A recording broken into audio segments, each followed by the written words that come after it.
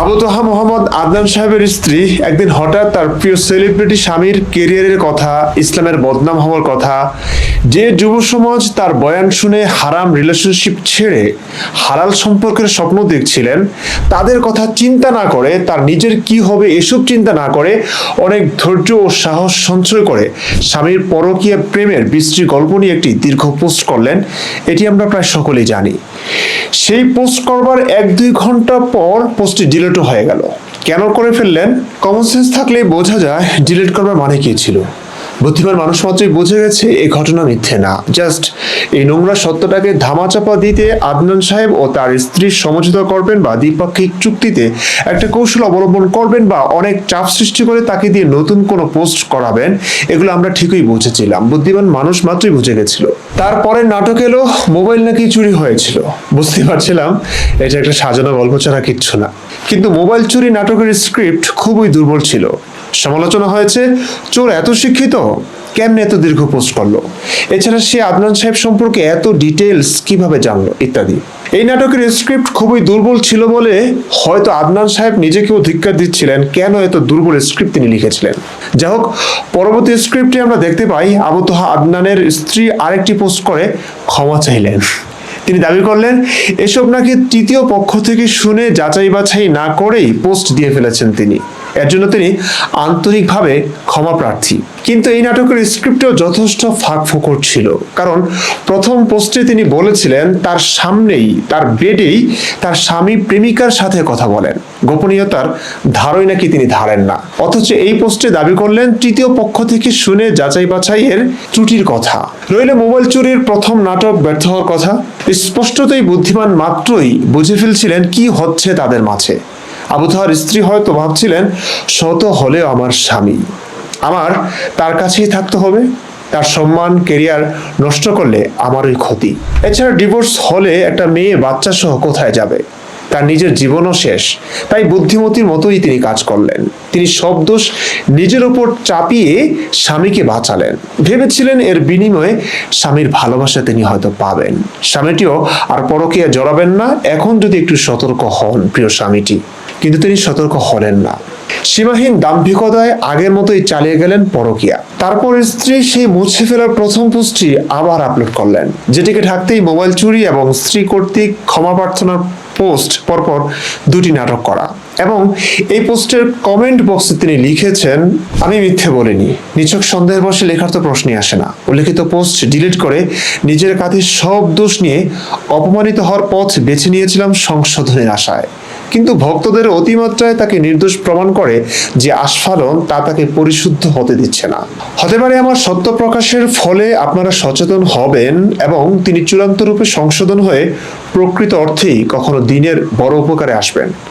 আমি নানাভাবে আক্রমণের শিকার অলরেডি এবং আরো হব জানি। আমি আমার পরোয়া করি না, আমি স্বার্থান্বেষী, নেম ফেম বিলাসীও নই। ওমা মিন দাব্বাতিন ফিল আরদি ইল্লা আল্লাহি রিজকুহা ওয়া ইয়ালামু মুস্তাকাররাহা ওয়া মুস্তাওদাআহা কুল্লুন ফি কিতাবিন মুবিন। ওনার এই মন্তব্যের শেষে একটি আয়াতও বললেন, মানুষের রিজিক আল্লাহর হাতে, আয়াতটি সেই প্রসঙ্গে। তার মানে বোঝালেন এখন চূড়ান্তভাবে সব প্রকাশ তো করেই দিলেন, ডিভোর্স হবে ভালো করেই জানেন তিনি। সেক্ষেত্রে একটা মেয়ের ভরণ পোষণের বিষয়টি সামনে আসে। সত্যিকার অর্থেই আবু তোহা মোহাম্মদ আদনান স্ত্রীকে তালাক দেওয়ার কথাই ভাবছেন বা দিয়ে ফেলেছেন, এখন মনে হয় দিয়ে ফেলেছেন। ঘটনা এখানেই ফিনিশড। কিন্তু এখন আমি যেটা বলতে চাচ্ছি, এই ঘটনার শুরু থেকেই আদনান সাহেবের স্ত্রীর প্রথম পোস্ট থেকেই আমরা এসব কিন্তু বলে এসেছি প্রতিনিয়ত। তারপর পোস্ট ডিলেট, মোবাইল চুরির নাটক, তারপর আবার স্ত্রীর ক্ষমা প্রার্থনার পোস্ট, এত কিছুর পরেও আমরা এই ঘটনার সত্যতা ফাঁকফোকর উদ্ধার করে ভিডিও বানিয়েছিলাম। আমি লাইভেও বলেছিলাম কিছু কথা। কিন্তু শুরু থেকেই বিপুল সংখ্যক মুমিন ভাই বোনেরা গালিটা আমাদেরই দিচ্ছিলেন। মানে ওনাদের প্রিয় বক্তা ধরা খাওয়ার পর আমরা সেটা বুঝে ফেলেছি কেন এই অন্যায়টা করলাম আমরা, আমাদের অপরাধ শুধু এটাই। তারপর মোবাইল চুরির নাটক রিলিজ হলো, ওমা গালির সংখ্যা বৃদ্ধি পাচ্ছে। এখন তো বুঝলি নাস্তিক, আল্লাহ তোদের মিথ্যে প্রমাণিত করে সত্যের জয় প্রকাশ করলেন। এরপর মোবাইল চুরি নাটক ব্যর্থ করে দিয়ে স্ত্রীর ক্ষমা চেয়ে পোস্ট এলো, গালির সংখ্যা কয়েক হাজার গুণ বেড়ে গেছে। এখন তা আল্লাহ প্রমাণ করে দিলেন তোরা যে মিথ্যাবাদী। স্ত্রীর পোস্টেও বৈপরীত্য ছিল, ফাঁকফোকর ছিল। জাস্ট স্বামী এবং নিজের সংসার টেকানোর জন্যই যে এই স্যাক্রিফাইস করেছেন তার স্ত্রীটি, সেটি এত স্পষ্ট হবার পরেও এই গর্দভরা বুঝলো না। তারপর হতাশ হয়ে ভাবলাম এরা আসলে কখনোই বুঝবে না। কখনো ভাবিনি স্ত্রী অবশেষে সইতে না পেরে অনেক সাহসী হয়ে সত্যটির সামনে তিনি আনবেনই। যাক, শেষ পোস্টে সত্যটি তিনি সামনে আনলেন। মুছে ফেলা পোস্ট, মোবাইল চুরির নাটক, ক্ষমা প্রার্থনার পোস্ট, সব নাটককে ব্যর্থ করে দিয়ে তিনি মূল সত্যটি জাতির সামনে উপস্থাপন করলেন। কিন্তু আশ্চর্যের বিষয় হলো এখনো পর্যন্ত গালি আমরাই খাচ্ছি। শুধু তাই নয়, গালি খাচ্ছে আবু তোহা মোহাম্মদ আদনানের স্ত্রী সাবিকুন নাহার সারাও।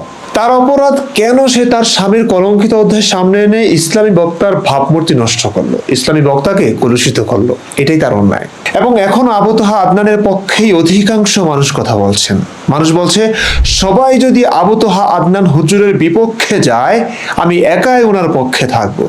কেউ বলছে পুরো বিশ্বের মানুষ যদি আপনার বিপক্ষ হয়ে দাঁড়ায়, আমি একজন আপনার পক্ষ হয়ে সংগ্রাম করে যাব। এরপর শত শত পোস্ট দেখেছি আমি, সেখানে হাজার হাজার মানুষের কমেন্ট, রিয়েক্ট, সব আবু তোহা আদনানের পক্ষে। আল্লাহর জন্য ভালোবাসি আপনাকে, ষড়যন্ত্রকারীদের ষড়যন্ত্র আল্লাহ নস্যাৎ করবেন, এই টাইপের কথা। আমি অন্তত এই ঘটনায় ভেবেছিলাম আবু তোহা আদনান সাহেব সীমাহীন লজ্জিত হবেন। লজ্জায় হয়তো তার মাথা নুয়ে আসবে। জোর গলায় আর ফ্রি মিক্সিং, ভার্সিটি পড়ো মেয়েদের নিয়ে নানা অভিযোগ অনুযোগ নিয়ে বয়ান দিতে পারবেন না। কিন্তু আমি ভুলছিলাম। স্ত্রীকে ম্যানেজ করে যখন তাকে নিয়ে ক্ষমা প্রার্থনার পোস্টটি করালো, এরপরই সে উচ্চ গলায় বয়ান শুরু করলো। শুনুন। কাবা ঘরের গেলাফ ধরে কানলেও আপনি আমাকে যে মিথ্যা অপবাদটা দিয়েছেন এটা মাফ হবে না যতক্ষণ না আমি মাফ করছি। চিন্তা করলেন কি আত্মবিশ্বাস, কি নিঃসংকোচ, দৃঢ় অনড় ভাষা তার। কাবার গিলাফ ধরে কান্না করলেও আল্লাহ ক্ষমা করবেন না যতক্ষণ না আমি তোমাকে ক্ষমা করি, তার স্ত্রীকে তিনি বলছিলেন। এবার বুঝলেন ধর্ম ব্যবসা কতটা রমরমা। এসব কথা আবু তোহা আদনানরা ঠিকই জানেন। ধর্ম এমন এক জিনিস যার ছোঁয়ায় পৃথিবীর সমস্ত পাপ ঢাকা পড়ে যায়। আবু তোহা আদনানরা ঠিকই জানেন ধর্মের ক্ষেত্রে মানুষ কতটা অন্ধ। শুধু বিশ্বাস করবে ওরা, একটা কিছু বলে দিলেই হলো। ওরা জানে বোকারা বিশ্বাস করবেই। ওদের একটাই অবলম্বন, একটাই শক্তি, ওরা বিশ্বাস করে। ওরা জানে আল্লাহ নবী এমন এক ব্যবসার নাম যাদের নামে পৃথিবীর সবচেয়ে নোংরা মানুষটিও সম্মানিত হয়, প্রশংসিত হয়। সেই নোংরা মানুষটির বিপক্ষে আপনি দাঁড়াবেন, প্রমাণ সহ ধরিয়ে দিবেন তার অপরাধ, অপকর্ম, কালো অধ্যায়, তখন আপনাকে মেরে বুকে টেনে নিবে সেই অপরাধীকে। জি, মিছে কথা না। আসাদ ও মুফতি মাসুদরা যখন এই আবু তোহা আদনানের বিষয়টি নিয়ে লাইভ করছিল, তখন সেখানে আবু তোহা আদনানকে না গালি দিচ্ছিল, মারার হুমকি দিচ্ছিল আসাদ ভাই ও মাসুদ ভাইকে। শুধু তাই নয়, অবশেষে স্ত্রী কেন সত্যটা জানিয়ে দিল, তার জন্য স্ত্রীকে তালাক দেওয়াই উচিত বলে মন্তব্য করেছিল অনেকেই। ক্যাপশনটা পড়ুন। যে মহিলা তার স্বামীকে অপবাদ দিতে পারে তার সাথে আর যাই করা যায়, সংসার করা যায় না। দর্শক, মেরাজের ঘটনাটিও এমনই। এই যে পুরো মুসলিম বিশ্ব আজ যে নামাজ সর্বাধিক গুরুত্বের সঙ্গে আদায় করছেন না, এই নামাজ আসলে মেরাজের ঘটনা থেকে এসেছে। আর মেরাজ এমনই এক পরকীয়ার কলঙ্ক ঢাকতে তৈরি হয়েছিল। সুতরাং এই নামাজ মূলত একটি পরকীয়া প্রেমের ফসল ছাড়া কিচ্ছু না। কিন্তু আবু তোহা আদনান ও তার স্ত্রীর গল্পের মতো আমরা ধর্মের ছয় পুরুষটাকেই বিশ্বাস করে নিলাম। অসহায় নারীর কথা, ব্যথা, ব্যাখ্যা বেমালুম ভুলে গেলাম।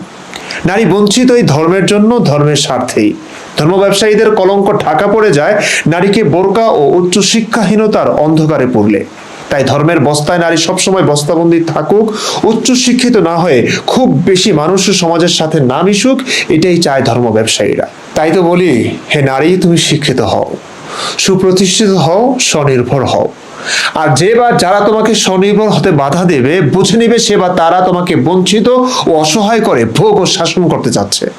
এক্ষেত্রে আল্লাহ, নবী ও ধর্মের নাম নিলেই চুপ হয়ে যাও না। সবার আগে ধর্মীয় প্রতারণা থেকে বাঁচো। সহজে ও সফলভাবে প্রতারিত করবার সবচেয়ে বড় হাতিয়ার কিন্তু এই ধর্মই। অবশেষে মহিষী নারী সাবিকুন নাহারকে অসংখ্য ধন্যবাদ আপনার সত্য প্রকাশের জন্য।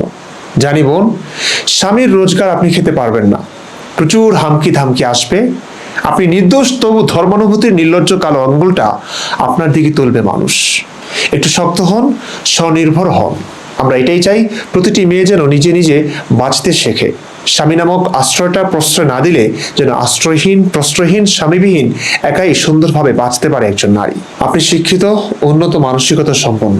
আপনার জন্য এই পৃথিবী খুব বেশি কঠিন হবে বলে মনে হয় না। ধর্ম ব্যবসার টাকা খাওয়া আপনার লাগবে বলে মনে হয় না আমার।